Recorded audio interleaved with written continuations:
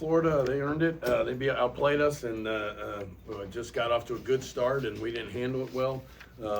Made some shots early. Certainly, we were in foul trouble. That was a big factor early. I mean, the whole game. And so, two guy leading scorers get 2 fouls, 3 fouls in the first half, and early in the first half changes the game. So we got to do a better job with that. That's on me. We've got to handle that better. But give them credit. I mean, they shoot 90% from the line. They 40% from three. They're 50% at halftime. They made some shots. I thought we gave them some open ones early. Then they made some tough ones as the half went on. And we just didn't play well enough to win, and got away from what we wanted to do because, really we were playing a different lineup than we wanted to do. And then obviously you're playing with fouls. It's a whole different ball game. So they played well.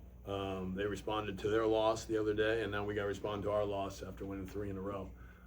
So that's what we're going to do. We're going to go and get ready for West Virginia. We'd won 3 in a row, and we just, we go, don't make free throws, don't make threes, and they do, and we don't. It's pretty simple math. So got a lot of people here, but that's pretty much, you can all write that down.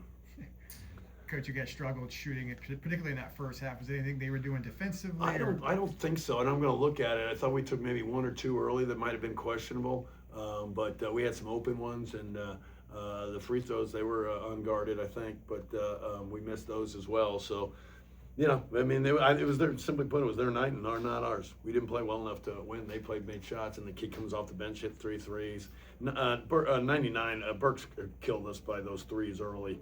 And it kind of set the tone and just put us on our heels. And I thought that was a big difference. And we're kind of making runs, but our defense wasn't good enough to win. But as I told our guys, our defense wasn't good enough to win the other day. We won at Oklahoma State, which was a great win, but we didn't defend well enough to win. So we had to come here and win with defense. You got to do that on the road, and we didn't. So we tried to outscore them again, and we didn't. We came up short.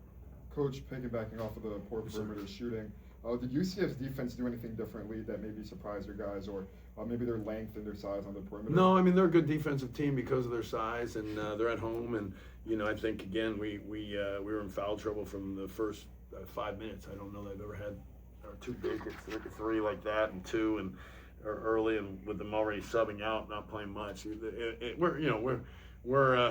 don't play a lot of guys, and so that.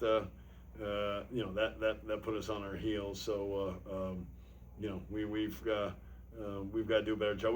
I told our guys we got to handle adversity, and adversity was coming them, with the foul trouble, but them making some shots early. And I think we got to handle that better with our shot selection. So I was disappointed in our 8 or 9 assists. I think it was 9 assists. We just had 18 in our last game, so I think that's a good indicator. But I thought the shots were pretty good. We'll see. But missed some. Then I thought there was 1 or 2 that kind of built the lead and let it get away from us.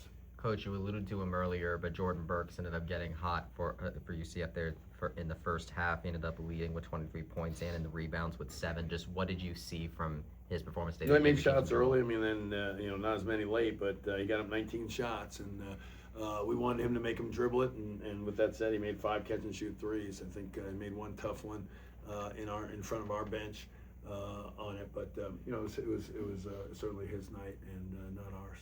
Coach JaMychal Stillwell was a usual starter for UCF, but he's been day-to-day. Didn't start last game. Whenever it was announced he started, did you have to adjust your game plan? No, I knew. I don't know why I'm so smart, but I knew he was playing. I don't know how. I'm not very bright, but that one I knew was coming. So we did everything anticipating he was going to play. Coach, in the first half, we saw you throw a lot of perimeter screens, a lot of doubles at the top of the key, and then that kind of slowed down in the second half. What were you trying to see out there? What were you trying to change? I'm not quite sure. Are you talking about offense or defense? On defense. On defense, yeah. You're right. We changed some defense. I was running out of defenses first half. We ran a variety of defense, slight changes, but they weren't successful. Thought what we did start the second half was a little bit more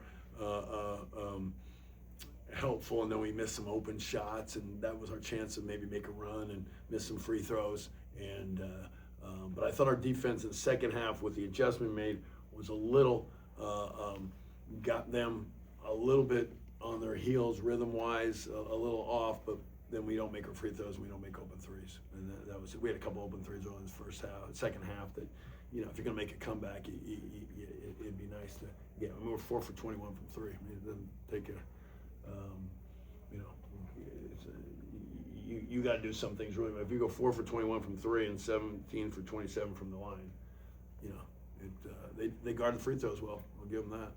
That too. I forgot to mention that one. So we were talking about their defense. They guard those well.